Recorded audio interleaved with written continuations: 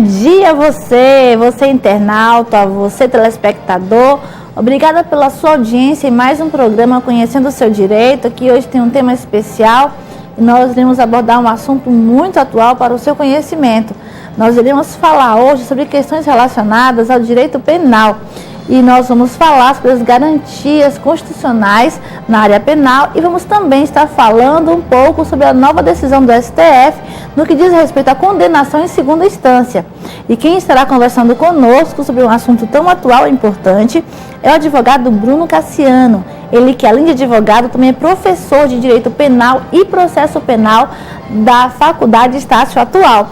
Lembre-se que você poderá acompanhar essa entrevista também pelo YouTube, na página do Lane Patrícia RR. Se inscreva no meu canal. As entrevistas, após irem ao ar, passam um tempo, já estão disponíveis para você também no YouTube. E não se esqueça de participar através do telefone 991 11 3740 e mandar sua pergunta. E eu tenho uma coisa muito importante para falar para você também nesta manhã. Já foi sancionada a lei que aumenta de 5 para 20 dias a licença paternidade. E em breve estaremos aqui falando sobre esse assunto. Por isso você não pode perder o programa Conhecendo o Seu Direito, todas as terças e quintas aqui na TV Cidade. Nós iremos para um breve intervalo comercial. Daqui a pouco estaremos de volta.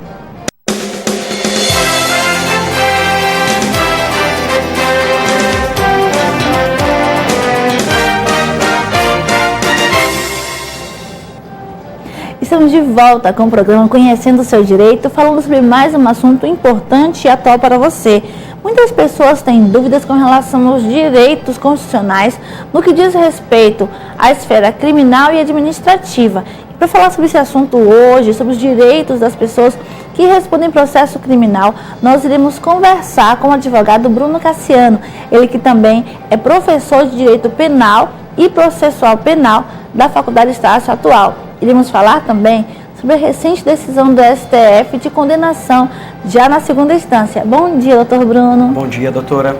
É um grande prazer ter ele no nosso programa. Desde já agradeço ter aceito o nosso convite para vir falar sobre um assunto tão importante que muitas vezes as pessoas não têm acesso, não têm como chegar até elas, informações como essa. Você veio gentilmente para poder levar informação para as pessoas num belo ato de cidadania. Verdade. Eu queria perguntar para você primeiramente sobre os direitos e garantias fundamentais dos processos administrativos e criminais, para que os nossos telespectadores possam conhecer mais sobre o assunto.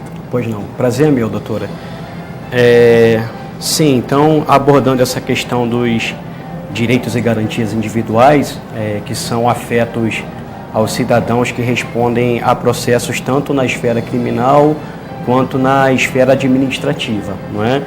Aonde estariam preconizados esses direitos, né? Qual é o fundamento, de onde se fundamentam esses direitos aos quais fazem jus os cidadãos que respondem tanto a processos na esfera administrativa quanto a processos no âmbito criminal e até a investigações também, como o próprio inquérito policial, né? Que constitui a primeira fase da persecução criminal, a fase anterior ao processo penal. Esses direitos, doutora, estão estabelecidos de início na Constituição Federal, né, em especial naqueles dispositivos afetos ali ao artigo 5º, os direitos e garantias fundamentais, e ainda de uma forma mais específica, né, os princípios do devido processo legal e os seus sustentáculos do contraditório e da ampla defesa. São os princípios justamente que fundamentam, né, que deles decorrem todas as garantias aos cidadãos que estarão respondendo a um processo criminal ou administrativo do qual possa ocorrer uma sanção. A questão é essa: a partir do momento que o cidadão se submete a qualquer procedimento do qual possa advir sanção, ele possa ser prejudicado de alguma maneira, ele possa ter algum direito seu tolhido, desde que seja um mero direito administrativo, até o mais gravoso, até o mais caro de todos os direitos, que seria a sua liberdade, aí a gente falando do processo penal, não é?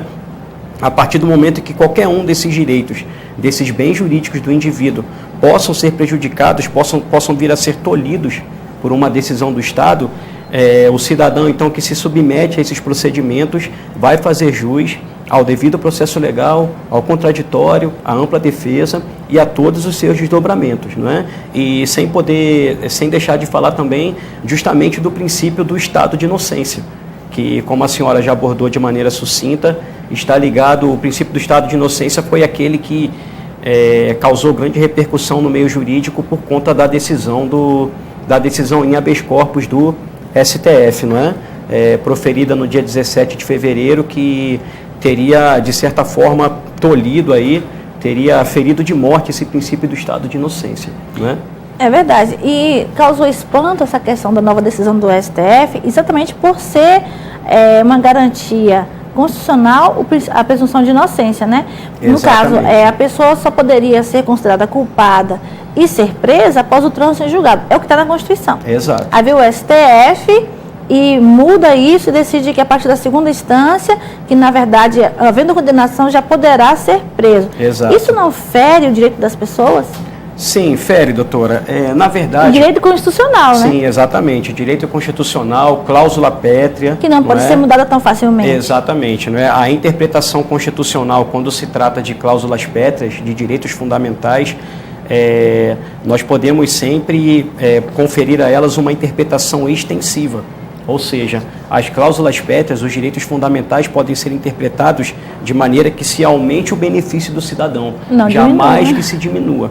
E foi justamente esse o sentido da decisão proferida pelo STF no dia 17 de fevereiro, no habeas corpus originário de São Paulo, não é? E nessa decisão, justamente, nesse habeas corpus, o STF decidiu que, após o trânsito em julgado de segunda instância, o indivíduo poderia ser recolhido à prisão, não é? Por conta de uma sentença penal condenatória. A sentença penal condenatória transitaria em julgado após segunda instância de um processo criminal, se for no âmbito da Justiça Estadual, nível Tribunal de Justiça, Justiça Federal, nível Tribunal Regional Federal, não é? Ou seja, os recursos ainda cabíveis que antes, em nome do princípio da presunção de inocência, garantiam a liberdade do indivíduo até o trânsito julgado, hoje não conferem mais efeito suspensivo, não é? Essa é a expectativa que ocorra daqui em diante após essa decisão do STF, pelo fato de que, com o entendimento da Suprema Corte naquele julgado, após esse trânsito em julgado em segunda instância, a sentença condenatória possa vir a ser cumprida. A importância dessa questão é tão grande, doutora, não é para a senhora ter ideia. A doutrina moderna hoje do direito penal, em especial os processualistas, não utilizam mais o termo presunção de inocência, porque a palavra presunção é uma palavra que tem um sentido duplo, não é? Verdade. A partir do momento que se presume algo, você pode presumir para o bem ou para o mal, não é? Quando se presume, eu sempre procuro ensinar de uma forma didática aos meus alunos. Se nós presumirmos que um indivíduo tem um bom caráter, também presumimos que ele tem um mau caráter, não é? É uma questão de... teria um duplo sentido, o termo presunção. Então, a doutrina moderna do direito penal hoje utiliza o termo estado de inocência, situação jurídica de inocência. Que foi modificada também com a decisão do STF, né? O entendimento do STF veio justamente de encontro, veio justamente contrário a todo esse ordenamento que garante que, na verdade, de fato, o indivíduo é inocente, até que se prove o contrário, né? E como seria provado o contrário? Justamente após o trânsito em julgado, após o esgotamento de todas as esferas judiciais, inclusive em processo administrativo também, não é? E isso também cabe para as esferas administrativas. Nós temos participação de alguns telespectadores, nós iremos responder principalmente a pergunta que está sendo mais feita hoje, que é a questão da validade, a partir de quando passa a valer a decisão do STF para condenar em segunda instância as pessoas que já têm processo judicial. Mas o doutor Bruno Cassiano irá responder essas perguntas logo após o intervalo comercial. Daqui a pouco estaremos de volta.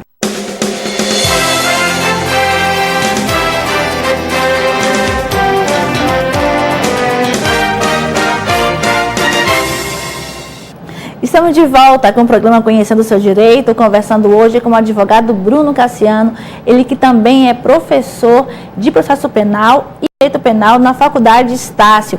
Estamos conversando sobre os direitos e garantias da Constituição Federal nos processos criminais e administrativos. e falando também sobre a decisão do STF de condenação já em segunda instância, em desconformidade com a Constituição Federal. Nós estávamos conversando, doutor Bruno, no bloco anterior, sobre essa questão relacionada à decisão do STF. Nós temos aqui a pergunta de um telespectador, a Magnólia do Cidade Satélite. Ela quer saber se essa decisão do STF de condenação vale só para quem vai ser condenado em segunda instância daqui para frente, ou se todo mundo que foi condenado para trás automaticamente vai descer para a penitenciária. Certo, Essa é a pergunta. Obrigado, Magnólia, pela pergunta. Essa é a dúvida de muita gente, não é, doutora? Mas a questão é, nem o próprio meio jurídico ainda sabe se posicionar a respeito dessa decisão proferida pelo STF. Ainda não há um entendimento uníssono, um entendimento pacífico a respeito dos efeitos dessa repercussão, dessa decisão do STF de hoje em diante, não é? Tanto para os processos em curso, quanto para os processos que ainda vão vir, que ainda vão ser julgados nesse sentido, não é? Quanto às decisões criminais transitadas em julgado numa segunda instância, se elas já terão cumprimento imediato, né? Nem a própria doutrina, nem os maiores especialistas na questão do direito penal e constitucional ainda se posicionaram de maneira veemente, não é? sobre a repercussão. Mas o que se sabe o que nós sabemos de maneira concreta é que esta decisão do STF, na verdade, ela trouxe uma modificação de toda a jurisprudência da própria Corte, não é? O STF, na verdade, doutora, já entendia dessa maneira até 2009. Uhum. Até 2009 havia esse entendimento que o trânsito em julgado de sentença penal condenatória se esgotava em segunda instância. A partir de 2009, justamente uma decisão proferida também em um habeas corpus, uma decisão mais benéfica para o réu, o entendimento da Suprema Corte mudou, no sentido de que não, justamente em nome do princípio do estado de inocência, as decisões condenatórias somente seriam cumpridas após esgotadas todas as esferas judiciais, não é? Mas o que se sabe hoje o que eu posso adiantar para você, Magnólia? Essa decisão do STF hoje não possui efeito vinculante. Não possui, ou seja, não se tornou regra de hoje em diante que as decisões transitadas em julgado em segundo grau, em esfera condenatória, impliquem justamente na reclusão, no recolhimento do indivíduo, sem que ele possa mais responder em liberdade pelo seu processo. Na verdade, o que os melhores especialistas no tema têm afirmado é que essa decisão do STF vai mudar a jurisprudência, mas ela só terá esse efeito de recolhimento à prisão caso a caso. Não é somente a cada caso concreto essa decisão surtirá efeito ou não. Em que sentido? Caberá então à defesa continuar impetrando os recursos, não é? A defesa dos indivíduos condenados em esfera criminal deverão continuar, sim, impetrando o seu recurso especial, impetrando o seu recurso extraordinário para os tribunais superiores, STF, Superior Tribunal de Justiça também, não é? E essas cortes, caso a caso, analisarão se aquela decisão do STF será aplicada para aquele caso concreto ou não. Foi uma excelente abordagem sobre o tema, e nós temos ainda a participação da Paula Fernandes do Caimbé, que ela está mencionando que o Código de Processo Civil entrará em vigor agora dia 18 de março. Quais os efeitos que isso trará sobre o Código de Processo Penal e os processos penais em geral? Obrigado pela pergunta, meu querido. Doutora, quanto a essa questão da vigência do novo CPC, né, do Código de Processo Civil de 2015, na verdade, não haverá mudanças profundas na legislação criminal por conta da vigência do novo CPC. Por quê? São legislações distintas, não é? O Código de Processo Civil aborda justamente os processos de natureza civil, administrativa, enquanto o Código de Processo Penal é voltado para os processos criminais e inquérito policial, não é? São jurisdições diferentes, códigos diferentes, não é? Legislações diferentes, então não haverá repercussões muito profundas no Código de Processo Penal e, em consequência, na persecução criminal, nos processos criminais, por conta da vigência do novo CPC. Mas algumas alterações haverá sim, porque há pontos no nosso Código de Processo Penal, doutora, que são omissos a nossa legislação processual criminalista é omissa em algumas situações nas quais ele vai se utilizar justamente por analogia ao Código de Processo Civil. Por exemplo, algumas modalidades de citação, não é? Temos algumas formas de citação do réu que o Código de Processo Penal não prevê. Então, nessas omissões, como por exemplo, modalidade de citação, o Código de Processo Penal faz uma analogia, ele pega emprestado um dispositivo do CPC, não é? Se não tem no Código de Processo Penal determinado dispositivo, ele vai pegar emprestado do Código de Processo Penal, do Código de Processo Civil, perdão. E esses dispositivos que agora alterados, sim, não é? Mas serão mudanças superficiais, né? Não será nada muito profundo e o mais importante, os direitos dos indivíduos, o direito daqueles que se encontram processados na esfera criminal não serão atingidos, não é? Não serão tolhidos por conta da alteração do Código de Processo Civil. Nós estamos falando, antes da pergunta do nosso telespectador, das questões relacionadas aos direitos e garantias individuais das pessoas que respondem processos criminais administrativos. Existe hoje um desrespeito a essa legislação? Essa decisão do STF foi um desrespeito? Existe, doutora. Infelizmente, na verdade, o que nós podemos dizer que ocorre no Estado brasileiro hoje, no nosso Estado democrático de direito, é um verdadeiro antagonismo, não é? Porque em certas situações nós vemos o Poder Judiciário e também as nossas autoridades legiferantes, não é? Vemos os nossos legisladores produzindo em favor das garantias do indivíduo, como nós vimos, por exemplo, justamente a introdução da audiência de custódia. A audiência de custódia foi um grande passo em favor do princípio do estado de inocência, Verdade. Em favor da garantia da liberdade do indivíduo, não é? Porque a gente não pode esquecer que, na verdade, o principal objetivo de uma persecução criminal, em especial do processo penal, que lida com um dos bens jurídicos mais caros do cidadão, que é a sua liberdade, o principal objetivo de um processo criminal não é inferir a pena ao cidadão. Pelo contrário, o principal objetivo é garantir o seu direito de liberdade. Mediante o devido processo legal, o indivíduo só pode ter a sua liberdade tolhida se após um processo legal, um processo devido, mediante as suas garantias constitucionais, ele possa vir a ser condenado, não é? É assim que o processo criminal deve ser. E muitas vezes nós vemos medidas evolutivas nesse sentido, como o caso da audiência de custódia e algumas decisões pró-cidadão, pró-réu.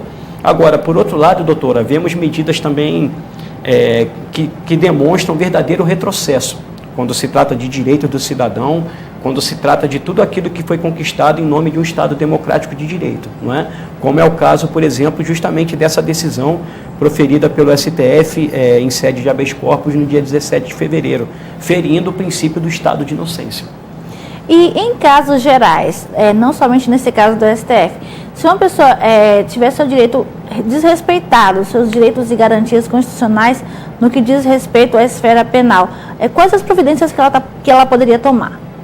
Sim, exatamente. Uma questão como essa, que infelizmente é muito comum no dia a dia da nossa prática advocatícia, né, doutora?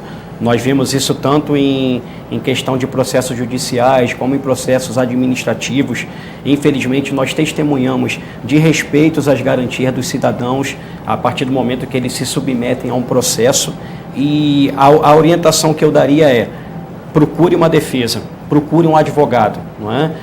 Procure a Ordem dos Advogados do Brasil, procure um advogado, a assistência jurídica, a chamada defesa técnica, não é? A defesa de um defensor habilitado no quadro da Ordem dos Advogados do Brasil. Se você for hipossuficiente, não tiver condição de arcar com os honorários de um profissional, procure a Defensoria Pública.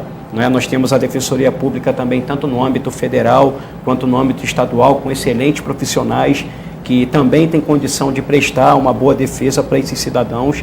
E se for o caso, se for uma questão até que incorra em direitos difusos, não é? Em direitos da coletividade, que procure até mesmo o Ministério Público. Não é? As pessoas não têm essa noção, mas o Ministério Público, como fiscal da lei, também tem esse dever de zelar pela defesa, pela garantia dos direitos fundamentais do indivíduo. Muito bom. Nós estamos conversando com o advogado Bruno Cassiano, ele que também é professor de Direito Penal e Processo Penal da Faculdade de Estácio Atual. Eu queria agradecer muito a sua participação no nosso programa. Obrigado, Desde já estendeu o convite para voltar mais vezes. Muito Adorei obrigado. conversar com você. Que possa voltar sempre para falar de assuntos tão importantes e atuais para que a sociedade em geral possa conhecer mais sobre os seus direitos. Eu que agradeço. Muito bom. Lembrando que já foi sancionada a lei da licença paternidade. Dia 8 de março, a presidente Dilma sancionou a lei, que muda de 5 para 20 dias o tempo da licença paternidade. E nós estaremos com esse assunto também no nosso programa. Fique ligado, cada terça e quinta estaremos aqui para falar sobre os seus direitos e deixar você muito atualizado. Nós queremos dizer também que você poderá estar se inscrevendo em nossa página do YouTube. Basta digitar Dolane Patrícia RR, você vai ter várias entrevistas para acompanhar sobre DPVAT, pensão alimentícia, guarda compartilhada, assuntos do seu interesse. Lembre-se também de nos acompanhar nas redes sociais, Instagram, Twitter e Facebook, no endereço que aparece aqui embaixo na telinha, para que você possa saber sempre quais as próximas entrevistas que nós teremos em nosso programa, para que possa estar enviando as suas perguntas. E nós queremos também agradecer aos nossos patrocinadores, aqueles que fazem possível o nosso programa se realizar a cada terça e quinta. Nós queremos agradecer primeiramente ao Salão de Beleza Luzes Hair, que tem produtos modernos e maravilhosos para os seus cabelos. Você irá ficar com certeza cada dia mais bonita se procurar o Salão de Beleza Luzes Hair, que fica na Avenida Nossa Senhora de Nazaré, 1768, no bairro Caimbé. Queremos também agradecer ao Espaço Leal, que tem uma equipe maravilhosa, profissionais competentes para cuidar da sua pele, fisioterapia também, pessoas especializadas que vai deixar você muito mais bela e se sentindo cada vez melhor. O Espaço Leal fica na Avenida Terêncio Lima,